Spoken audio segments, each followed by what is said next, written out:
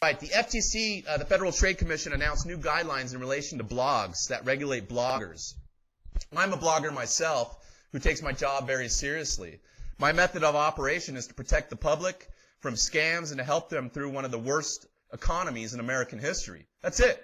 I'm here to protect you guys from scams and then help you through one of the worst economies in American history. That's my business model. Okay, geez, whoa, I'm some freaking scientist, and I'm just so, no. I just want to help people, and that good karma is coming back to me. All I do is I promote Google AdSense. I got youwalkaway.com on my website, and they haven't paid me a dime. We don't have any agreement at all. But when we do get our agreement, I'm going to have everything that I get paid from these guys a month.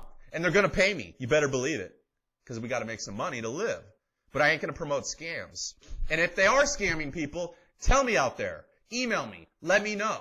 And I will bring it to the light. But from the best of my knowledge, for 3 years, they've helped people walk away from their home. All right. Let me talk here. It is the job that I do not take lightly. It is also a great way for me to freely express my First Amendment rights. I think it's great that we live in a country where we can criticize the government, we can criticize Martin Mandelman or whatever, the FTC. You can do whatever you want as far as, talking, as long as it doesn't cause damage to the public, and it doesn't rip them off, So I think we live in a great country, and you see, radio show hosts and bloggers like Alex Jones. I mean, every day the guy is just, screw the government, Obama, screw the Fed, screw the cops, screw this. Every day this guy is saying this. And I'm just like, oh my God, I can't believe that he's still alive, let alone still on the radio. But hey, we live in America, and he's allowed to do that. He's allowed to exercise his First Amendment rights, So let's talk about the FTC changes to the guidelines that's in relations to experts, paid experts, and bloggers. Changes affect testimonial advertisements, bloggers, celebrity endorsements. The Federal Trade Commission announced that it has approved final revisions to the guidelines it gives to advertisers on how to keep their endorsement and testimonial ads in line with the FTC Act.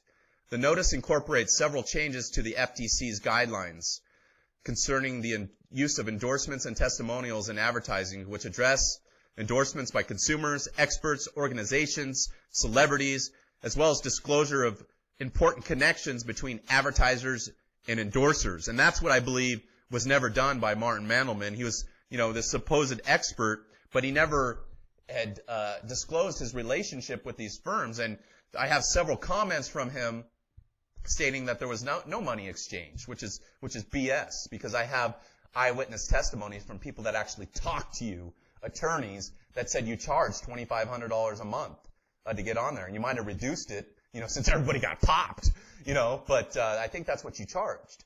So anyways, the notice, the FTC goes on, the notice incorporates several changes to the FTC's guides concerning the use of endorsements and testimonials in advertising, which addresses endorsements by consumers. Oh, I already said that. Sorry.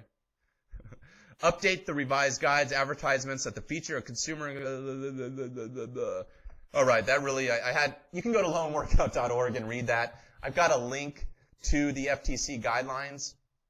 And in my article that I have on loanworkout.org, I say that's exactly why the FTC has new guidelines for online marketers and is going after rogue bloggers who use their online pedestals to push scams, false claims, and known misinformation which can cause harm to the public. Okay? When you're pushing stuff that is known scams, and you know that, and it's hurting people, you deserve to be taken down.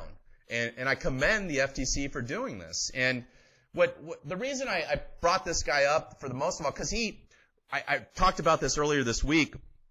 He went to an American Bar Association convention where the FTC happened to be there. And it was amazing to me the nuts that this guy has in light of all the scams he's been involved in promoting, that he's going to go to this ABA event. He said, I guess he drove to Colorado, and where there was going to be federal authorities there also. And it was kind of hideous. And I think the guy's a complete moron. He actually kind of confronted the FTC while he was there. And I want to talk about that. He wrote about it on his blog on Mandelman Matters, how he went to this ABA event, and then he had confronted a guy named Tom Paul, who is an investigator for the FTC. And I'll read exactly what Martin says here. Tom Paul of the FTC spoke about all the companies that have scammed homeowners over the past year or two by promising to obtain loan modifications. Need a little bit of water here real quick. I took notes as he spoke. Remember, this is Martin Mandelman talking, or Andelman, whatever his name is.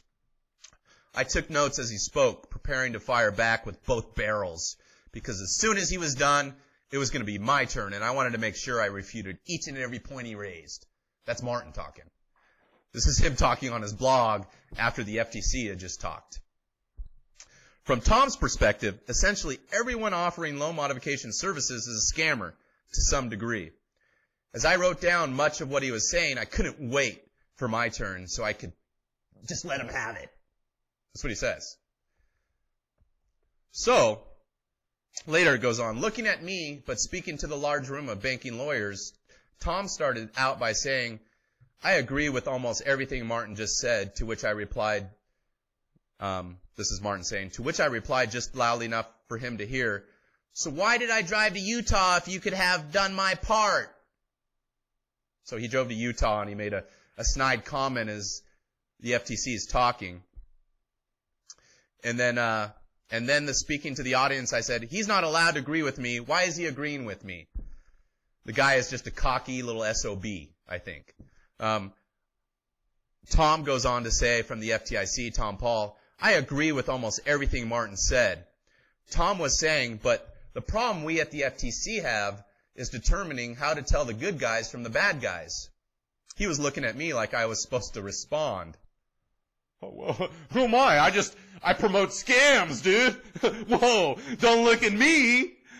Whoa, you guys don't know me, right? This guy's an idiot.